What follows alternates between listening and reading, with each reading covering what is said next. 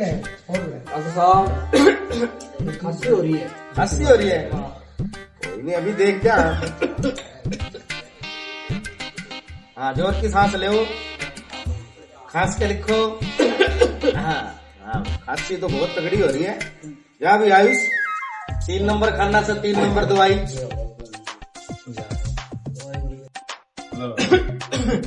ले भाई, एक गोली सवेरे और एक शाम ने, खांसी ठीक हो जाएगी। 50 रुपया खाते में लिख दियो। अबे साले। डॉक्टर साहब, हाँ, दवाई तो आपने गलत दे दी। उससे वो दस्त लगने की दवाई थी वो तो।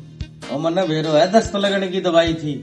एक साड़ो खांसती वरिया 100 बारी सोचा हूँ।